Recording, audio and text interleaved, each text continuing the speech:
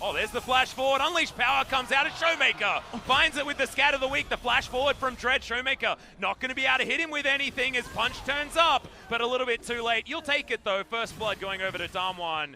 Keen in trouble here as Flames going aggressive on the Ocean Drake as True Shot Barrage is going to tag him up under 300 health, but will still be able to take down the Ocean. Damwon not wanting to fight. The turret plates and first turret gold over to his Rise, 610. That's juicy. Penetrating turrets and whatnot, but we're going to have an all-in fight. Yeah, and it's going to be stolen away there as Punch has to go golden in the backline. Brook going to get stunned up, but still has a lot of damage potential. That's another kill going over to Dread as Flame finally cleans that one up. Has used his flash, though, and will go down in the backline after the World Ender wears off. Afreeca just take the win and their second dragon of the game as Showmaker comes down onto Brook. A lot of damage there, and that's just all too easy. And a huge... As this does mean that now Afreeca, they potentially just have very not struggle against the Afreeca Freecs last time around, but the games look very different to this. True Shot Barrage going to now Rise getting a lot of value in the Beryl might just be dead here, though, guys, as he does go golden. Punch is going to turn up, and Nuclear gets in there. That's a very aggressive Arcane Shift. There's a lot of damage down onto Sen, and we're going to trade the supports as Keen gets right in amongst it. Showmaker is deleted, trades his life for the jungler, but that is not what you want as the mid laner, and a lot of the damage. Turret. I actually think that Afreeca just lost out on an opportunity to delete the Ezreal. The Camille pick that Rascal was recently successful on. You can understand why you'd use it in dive compositions. You can't even just threaten to bring the Galio with the Aatrox because Rise will just 1v2. It's top laner. As does land the Rune Prison. Senon's going to make his way forward as well. Flames wishing for a fair fight, but does have to use the World Ender extraordinarily soon. And Keen is going to come on forward. That is the finish off, and that might be Beryl actually donating himself as well, because look at these Qs just smashing for so much damage.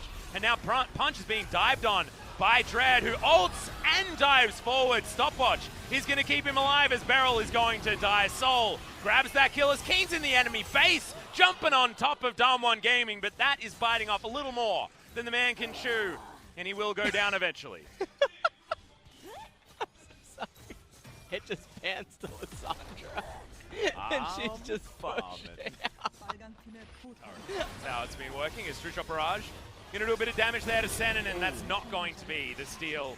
Going over to Showmaker, the smite. There's nothing that Damwon is going to be able to do.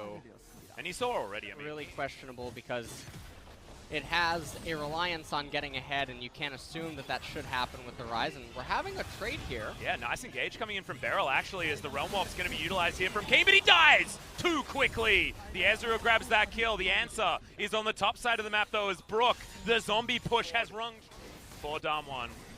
They haven't taken even one just yet, which is actually relatively impressive. Top lane Rise ultimate. Yep. It was very nice. Speaking of top lane Rise, he's on the bottom side of the map and takes Damwon down to having only a couple of turrets remaining, and this Baron might also be taken. Ragnarok going to be used here, but Punch just going to use it, and then they're going to disengage from the Baron, and Flame's going to get taken down on the bottom side of the map. No, actually, Keen going to go golden for the moment. Nuclear's got a hell of a lot of damage, and finally, they're able to take him down, but the fight is going to break off yet again. It's a 4 versus 1. Oh! Syndra steals the Baron this time, and Damwon may have found their way back in.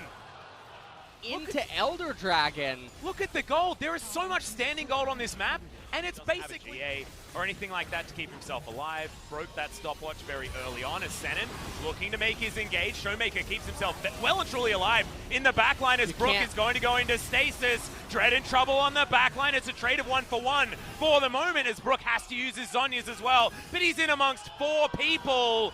Gonna go down to the extra level of stasis as well. Held on to that stopwatch as Nuclear. Keen got him. Could be in trouble. Keen could be able to pick this one up. Does get the 1,000 gold. Will trade it back immediately, but now Showmaker has to flash his soul. Gets himself in there. That's a free hitting Sivir, and that's a big deal and a huge problem for Damwon. And Punch, I think, needed to just kill those minions. And now, because he didn't, I'm unsure what they're going to do. They could try to buy stopwatches and clear the minion wave. They do have the Baron buff. They have a Guardian Angel on the Aatrox. They need to just try to get all the minions down, but Senon's in trouble. They do get one of the Nexus turrets. It's only 1 turret remaining here for Damwon Gaming. As with the inhibitors respawning, Afreeca, like you say, just going to back off, take the objective in front of them, and move on out. So the game is not going to end just yet. Oh, man. And we might have a flank teleport. Like we were talking about, Brook has no way to make himself untargetable just yet. And is going to use that ultimate here on Beryl. As Senin comes in once more. Flame gets the flank that he wants. Punch not going to be able to offer too much damage, as now finally the next teleport comes in as Nuclear turns up to the fight. Senin will be the one to go down, but Keen turns up in the fight as well. And as the dust settles, that's a one. We're going to have an all-in flip here. Both junglers have smite, but Punch, the story of this game has been that he's lost every smite. Yeah, he's going to be able to pick that one up. Exactly right. So Redemption's going to come down, but Damwon's health bars are falling way faster. Nuclear alive on the back line, but not anymore as the Arcane shifts right into the open maw of this Afreeca Freecs squad. Finally, they will find the team fight that they're looking for, and finally Keen gets the redemption that he's been looking for all season. His rise was 0-1 moving into this game, but we knew that you had to respect it. It's only 5,000 gold the lead, but one Nexus turret stands between the Afreeca Freecs and a victory over Damwon Gaming. And right here, Galio not even going to bother trying. He can't. Nothing he can do. The Afreeca Freecs will win game number 1 over Damwon. A surprise victory. And they're going to wait until knowing who's going where. So now, Fire actually with his smites, except for against Baron. Yeah, there was one that did not go particularly well. As Showmaker going to get flashed on here. In goes Dread as well, but the ultimate goes entirely wide, and that's a kidnap, and that's going to be first blood going over to the Afreeca Freecs. 2 games. As Dread might actually have to slingshot his way out of here. It gets a full charge, and in fact just decides to cancel it. Stretch Armstrong, he's going to be able to get the pullback there as the culling comes out from Soul. That's a big ultimate to land as Senin gets a huge taunt in on there as well, as Nuclear is able to throw in his ultimate. We've got no teleports available, so these bloblets will just get cleaned up, and Damwon Gaming get one on the board. Yeah, really massive pickup for them, as Aurelia and Ashe both particularly good at taking the Baron, but Afreeca. Yeah, the last 6 slingshot does come in. Both teleports now going to get invested as well. Nuclear takes a full culling to the face, but there's the arrow. It lands right on top, and he might be able to clean this one up as Dread tries to get a W in there, but Nuclear is going to survive. Vanguard's Edge, great positioning as well, as it's now cutting up the members of the Afreeca Freecs as they try to retreat. Senin not going to be able to. Mountain Drake going over to Damwon. Welcome back to the series, Damwon Gaming. Yeah, and you're not going to be able to get the aura advantage, right? It doesn't do a lot of magic damage. It's Kidnap looking to come through here onto Showmaker, but Dread doesn't even opt in for it as Hero's Entrance does come down. That's going to make this a 3 versus 2. Keen leaps forward, but Canyon's pretty tanky, and now Dread could be in trouble. Gets a surprise Kidnap onto a couple of members before going into his bloblets, but these ones are going to bite the dust very quickly. Take the champion in some of these trades and skirmishes, and so now that will be first turret of the game going over to Damwon here. And it's just not really working here, right? Like, I just don't understand what the answer for the Vladimir is going to be as arrow lands onto Senin. And that is a Galio that's just straight up dead. Oh, does avoid the stun with a really nicely timed Justice Punch, but Showmaker will have the Qs, will have the resets, gets the stun as well as Gromp. He's going to reset at the wrong time to get the kill for them, but Damwon are just styling on the Afreeca Freecs now. The Jax goes down, the scaling for the Afreeca Freecs. Yeah, the Jax. Yeah. The Jax. Yeah, has more gears available inside of it, whereas Afreeca's team comp is not going to be enough to take down the Lucian. He's going to go down, but that's a beautiful interrupt coming out from Canyon to try and guarantee the Baron. Keen gets into the pit, but you ain't stealing it, buddy. Vanguard's Edge going to clean up the Jax, and that is 2 kills. Both the top and middle. Well, we also know that their damage is in the form of a short-range 80 carry as well. Because Jax is dead, so he's back up in another 10 seconds, but that should mean the Damwon Gaming squad can take down a whole bunch of extra turrets. One remaining, Inna is going to pull, hand off the aggro to another teammate. That teammate get eaten by Tom Ken, short. Yeah, that's a lot of consistent damage coming in from the Ashe as the Ranger's focus just tears apart the turret. And that is first inhibitor just going down for free. Afreeca Freecs look dejected. Yeah, they have absolutely no way of trying to resist this. As Damwon now going to shift their focus up to the top inhibitor turret as Flame raises the bottom tier 3 as well. This Vladimir is just having the time of his life. He's farming 2 right lanes. now. Yeah. This is great. It's the best feeling in the world. It's like he's feeling like Afreeca Freecs. They're made up of NPCs, and he hasn't set the difficulty high enough in this particular PvE match that he's up against, as the culling does 0. You heard the Korean casters, they were getting excited, but I don't know why, because it did literally 0 work. That is going to be Sejuani tanking beautifully. And Brook can't do anything. With Soul dead, Keen dead, this is game over for the Afreeca Freecs and Damwon. Run it through 1 kill away from this game being a perfect game in game number 2 for Damwon Gaming. 30 minutes isn't even going to have an opportunity to tick over as they finish off the Nexus. Yeah, definitely going to have to report Showmaker for that 1 death, though.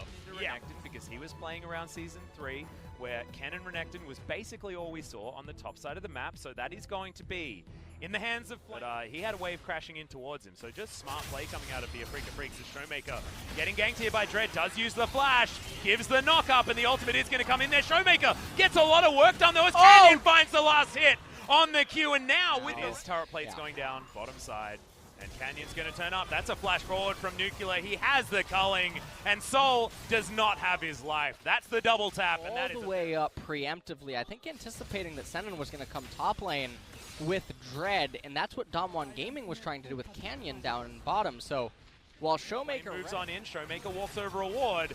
Damwon, a lot of control, and that Prey Seeker is not going to steal away any Cloud Drakes. Double Dragons here available for Damwon Gaming. And Dread actually be in a little bit of trouble here. Ardent Blaze doesn't find him. Is now going to fight in the mid lane. Showmaker is in there. Double slicing Maelstroms are available. The Ignite not going to tick down though, as Flame goes into stasis, and Showmaker just trying to bait them on forward. Nuclear is in here. Keen is burning down. There's the double tap, and there's the death as Sennen should join him in the death chamber. Finally, Showmaker does die, but it's a positive trade for Damwon Gaming. And Damwon are going to be able to take down this mid-outer turret. That's going to be their first turret of the game. Canyon comes on in here as Brook is able to slice his way out, and Keen has a lot of staying power here as World Ender has been picked up for him. Showmaker takes a whole bunch of damage there from Dread, who of course has a lot more ability to do damage on this Rek'Sai. But now Nuclear's found Soul, and Soul has no Oathsworn around. The culling's going to go wide, but Rend is now on cooldown. The dash forward, the piercing light, and that is a dead AD carry, and now the World Ender will need to be popped here from Keen if he can get it. Does so, but now he's just going to have to try and get out. Gets knocked up, gets destroyed. And now the Afreeca Freecs are without 2 members, and the World Ender of the Aatrox's own is going to get picked up. Should be a clean ace here for Damwon Gaming as Dread tries to limp away. Really nice, Alice. Thanks, man. I can tell I've been working on my Korean. I really have. As Dread, Infernal Chains is going to land, and Hoyt's going to join him there. No ultimate available just yet from the Braum, but Dread just gets destroyed. One more auto attack means that he's out of the fight now, as Sennen is going to be able to escape, and the Renekton does take down the Yasuo. Keen diving on forward, does pick up the slicing Maelstrom, but look at all of this exit damage. Nuclear is going to throw a lot of bullets into the back of Brook with the culling, but it doesn't mean he's able to connect to Sennen or Keen, which were his priority targets. And Red Buff does go over to Dread. So nicely done there from the Afreeca Freecs to stagger out of the fight. But the Infernal Drake will still go to Damwon Gaming, and they still have all of the control. And that's going to be another Infernal Drake that's going to gives him more HP, gives him more tankiness, more healing, more CDR.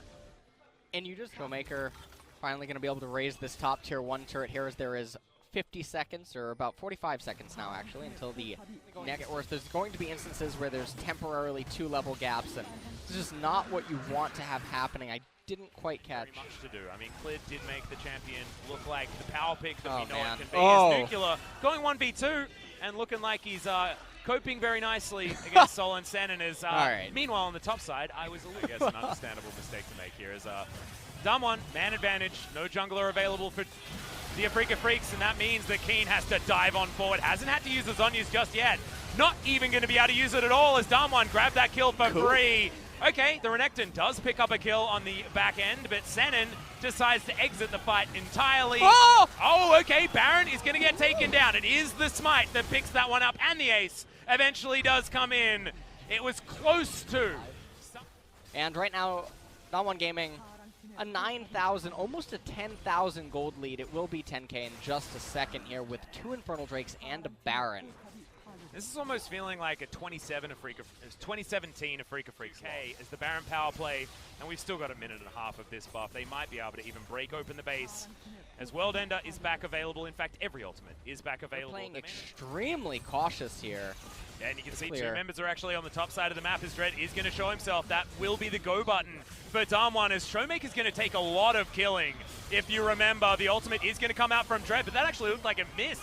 Or Showmaker just didn't take any damage from it, as Flame gonna teleport in on top. That is a well and truly dead Renekton, as he's given up for the ghost, as Flame is able to pick up that kill. Meanwhile, bottom side of the map, Damwon just straight up winning the game. As Soul trying to dance away from the Aatrox, but that's looking so incredibly tough. Double kill comes in for Nuclear, as Nexus turrets are now the only thing under fire, apart from Dread, who's just gonna get eradicated from his own fountain. Another minion wave does turn up, and Damwon Gaming are going to finish this one off again before 30 minutes is going to hit. Game 1 feels like a blip here for Damwon, as games 2 and 3 were epically clean. Yeah, and the Damwon game 2 and 3, they really did outperform Afreeca. In this game number 3 here, especially, they just got these micro edges and advantages, and Afreeca just didn't seem to know how to stabilize. And it really starts with what happens down in bottom lane as well, where Soul just refuses to back up. There's the pressure that's coming in mid lane as well. And so a lot of stuff not really going the way for Afreeca, as Damwon plow right through them here. Yeah, exactly. And keep their win streak.